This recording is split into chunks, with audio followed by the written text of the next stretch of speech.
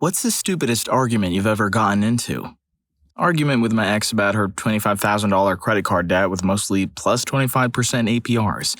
She'd finally gotten a job that paid her a $5,000 bonus about a year before we were to get married. She thought it would make more sense to hold on to the money for paying for the wedding or in an emergency. I tried, hopelessly, to explain to her that paying off her credit card debt would increase her income by reducing her monthly interest and improving her credit, making her eligible for 0% cards to which she could transfer her debt and increase her income further, eventually making her, and me, her eventual husband, debt-free. She insisted that having the cash available was more important, but I insisted that it was irrelevant since I was paying for half the wedding and her parents the other half, and I really wanted her to cover her debt. Trying to inject a sense of personal responsibility into someone who has babied her entire life. She, at the time, in her late 20s, could not understand this, and even when I made an effort to explain to her in terms of simple principles of economics, she insisted that we have available cash, even further indebting herself by taking out a $4,000 loan to pay for the honeymoon. For what it's worth, I did not want her to have access to cash, having racked up so much debt to begin with, especially if racking up $25,000 in debt was her fault. It wasn't. She lost a job several years before and her parents offered to employ her in their gift shop. For payment, they'd take her credit cards and pay them down. At the time, she claimed she had about $3,000 in debt. She lived at home and they gave her an allowance, so she was fine with the arrangement.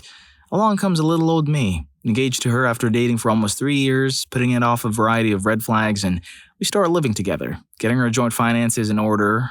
Wait, what do you mean your mom handles your credit and ATM cards? What do you mean your mom saves money for you? I asked her mother politely several times for the credit cards because she wanted nothing to do with her personal finances. Go figure. So we could get our finances in order, but she kept putting me off, always with excuses. Until finally, one day, many weeks later, she sat down with me and gave me a crying routine about how things were really bad at their store. So to fund additional inventory, she was leaning on her daughter's credit cards that she had easy access to. This was in addition to her own personal maxed out credit cards, personal loans, business loans, and maxed out vendor credits. It gets worse. My ex had an older brother who was special, nice guy but perpetually 7 years old. One day he gets a call at home from someone telling him that if he did not pay off his credit cards, he couldn't buy a house, would be subjected to serious financial issues, etc. He knew nothing about it. He didn't even know he had a credit card. Dude just spent money on video games and comic books, and he asked my ex's older sister about it. The older sister starts looking into it and asks the mother about it, and the mother gets so furious that the sister dares ask her about such a thing. They did not speak to each other for months. I don't know how much the credit card balance was, but whatever it may have been, I'm sure she maxed it out like she did the rest of them.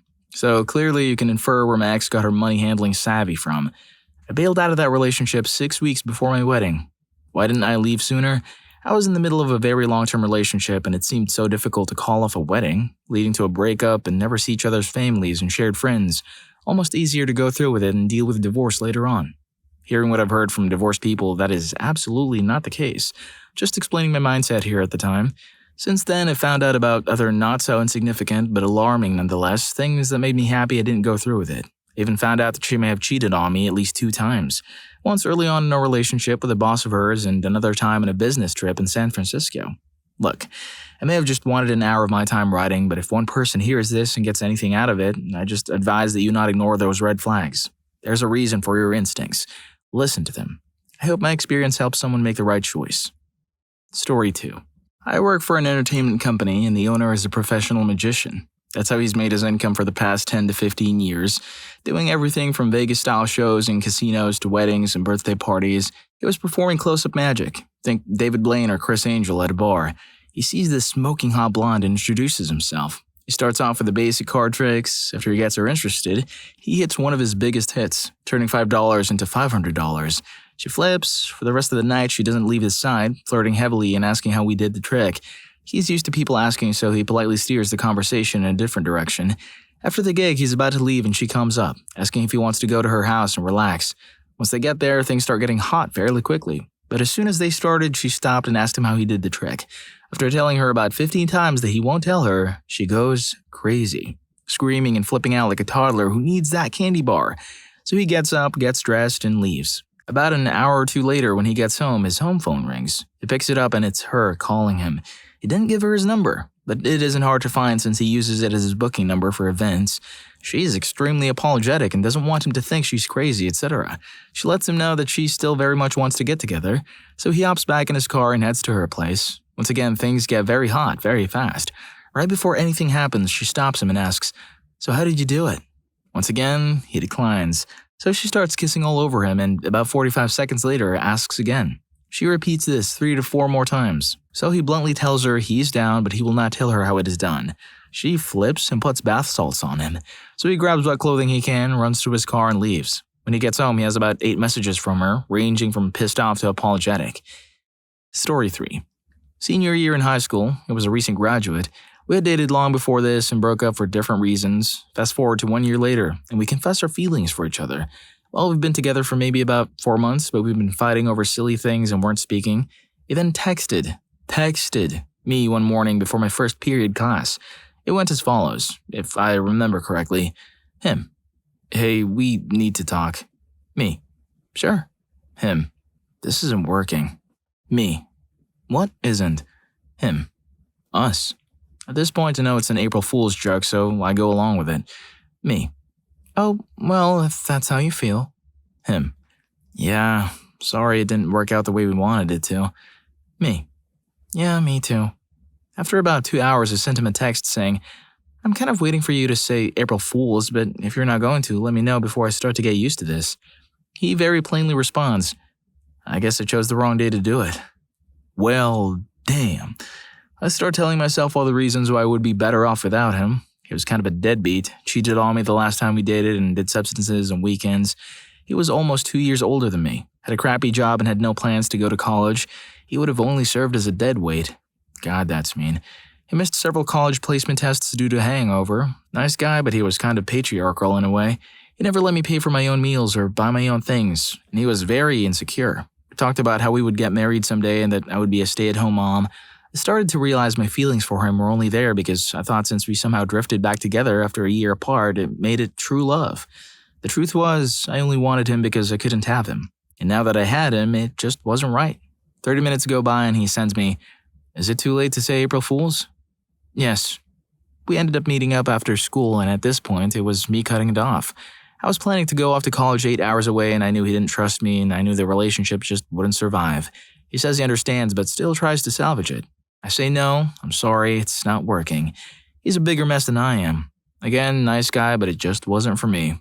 I hope he finds someone, if he hasn't already. Story 4. I have a card trick that my dad taught me when I was young. When he showed me, he made me promise not to show anybody how to do it. I have performed this trick countless times over the years, and it is usually enjoyed by people.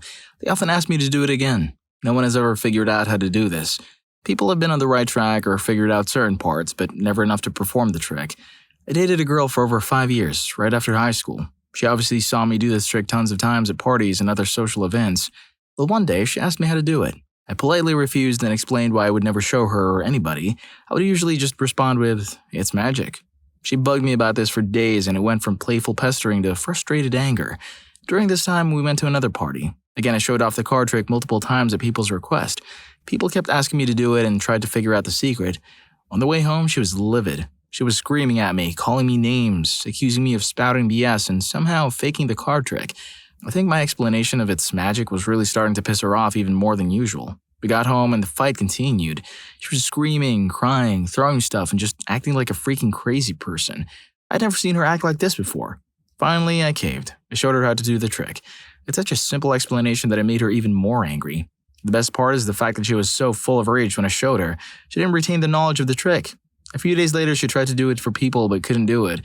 She told me I had to tell her the secret again. I got so pissed off and started yelling at her. I refused and was pretty mean about it.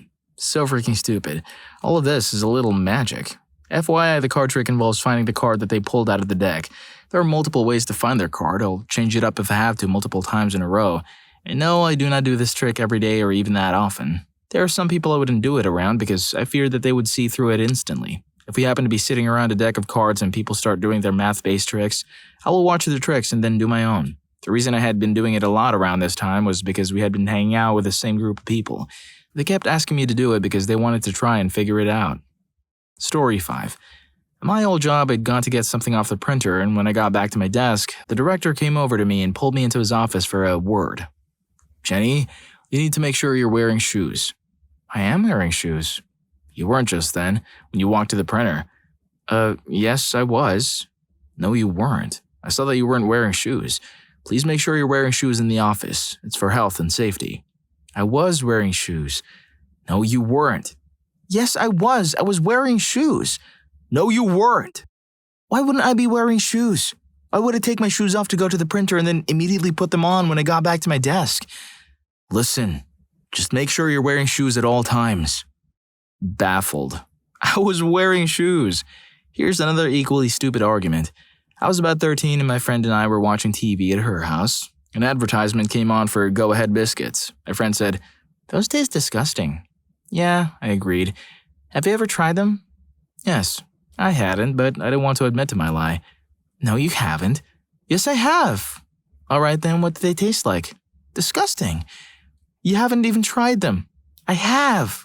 This angered her for some reason, which escalated the situation. We didn't speak for about 2 hours after that until we eventually realized how ridiculous it all was and started laughing hysterically. Then we cried some more and then we hugged. That may top the shoes argument, in fairness. Before we dive into more ridiculous debates, don't forget to hit the like button if you've ever found yourself in a head-scratching situation. And of course, subscribe for more relatable content.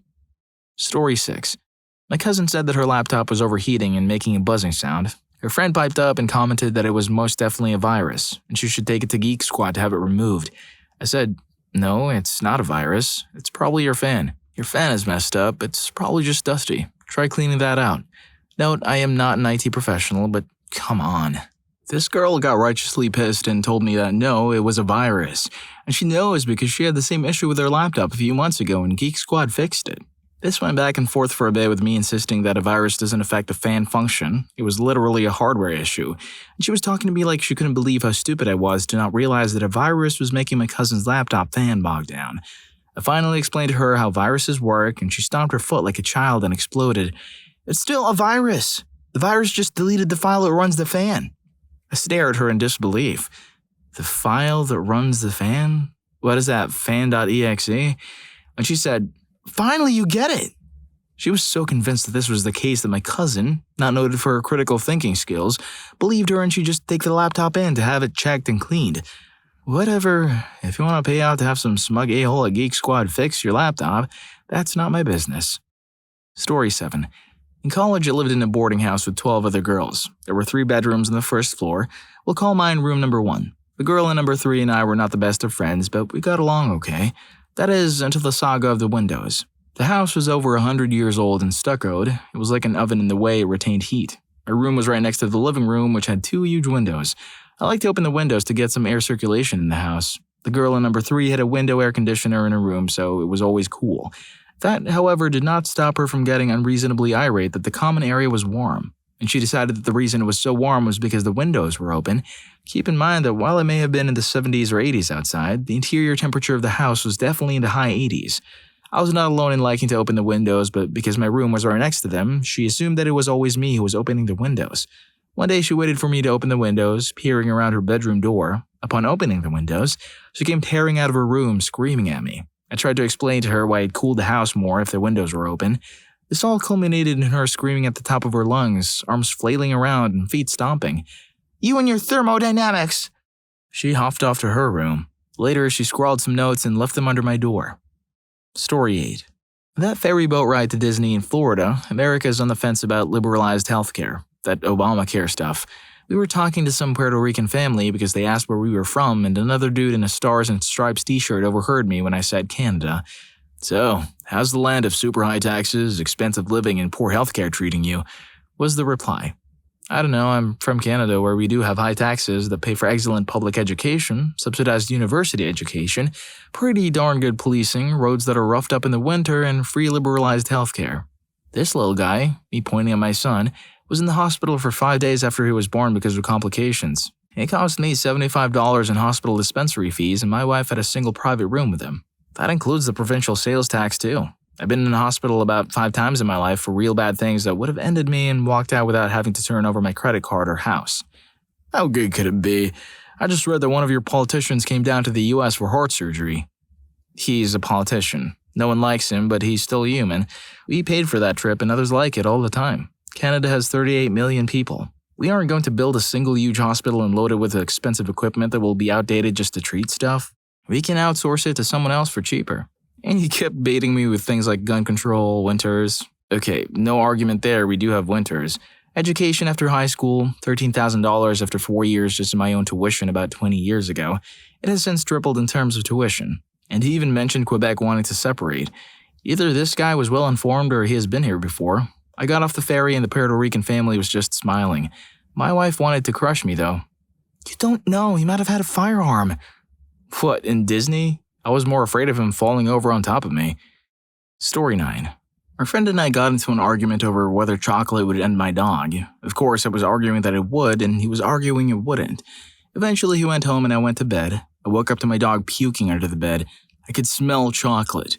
I rushed my dog to the vet and he needed to know how much chocolate my dog may have ingested.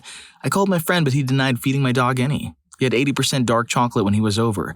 My other friend was in the car with him when I called. He turned to her after hanging up the phone and said, I might have fed him a couple of squares to prove my point. My dog ended up in intensive care at the vet for days, on an IV and carefully watched. He pulled through. The vet said throwing up undoubtedly saved his life. The stupid argument that almost cost my dog his life. Needless to say, I'm no longer friends with him. Story 10. I was vegan for a few years and joined a club-type organization. We would swap recipes, talk about new products, and just hang out. Most of the people were pretty awesome, but like everything, some were a bit loony. There was this one girl who thought all animals could choose to be vegan. In her opinion, a wolf could just decide one day, I want to avoid animal products. So she would talk about wanting to go speak to wild animals about the benefits of a vegan diet. I tried to tell her that animals really couldn't just go vegan, and she suggested that we feed them soy-based meat alternatives. We all tried to help her understand that animals can't, and she refused to believe us. She eventually stopped coming to the get-togethers. Thankfully, she refused to own pets, so no animals directly suffered from her beliefs. They just had to listen to her talk when she went out to convert. So there you have it, some truly ridiculous arguments. If you want more stupidity to uncover, don't miss out our next video. What's the stupidest thing someone told you with confidence? Story 2 is, for lack of a better word, idiotic. See you there.